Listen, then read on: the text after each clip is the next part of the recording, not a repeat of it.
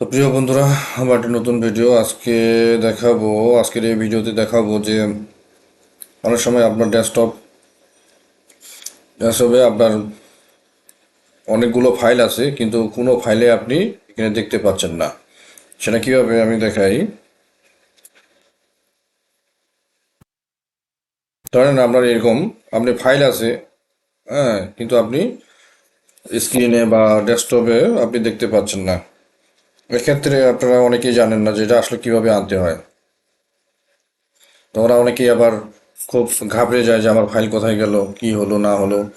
তো সে ফাইলগুলো খুঁজে পাচ্ছে না। অনেক সময় মানুষ কি করে, এই আহ, বিভিন্ন জায়গা থেকে নিয়ে আসে, যেমন এখান থেকে আপনার ফাইল ম্যানেজার থেকে নিয়ে আসে। এভাবে ফাইল ম্যানেজার থেকে ফাইল খুঁজে দিস কম্পিউটার, এভাবে ফাইল ম্যানেজার থেকে নিয়ে আসে, কিন্তু স্ক্রিনে নিয়ে আসতে পারে না। তো সেটা কীভাবে নিয়ে আসবেন? তো এইভাবে যদি থাকে তো মাউস পয়েন্টের রাইট বাটনে ক্লিক করবেন। তারপরে এই ধরনের একটা ইন্টারফেস আসবে। আসার পরে ভিউয়ে যাবেন আপনি। ভিউয়ের উপর রাখার পরে আপনার রাইটের দিকে যাবেন। যাওয়ার পর এখানে শো ডেস্কটপ আইকন নামে একটা অপশন আছে। শো ডেস্কটপ আইকনস, এটার উপর আপনারা ক্লিক করবেন। দেখেন সবগুলোই আবার চলে আসছে।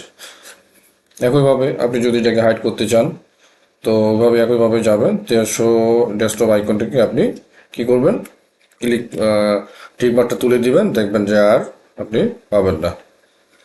তো এইভাবে আপনারা আপনাদের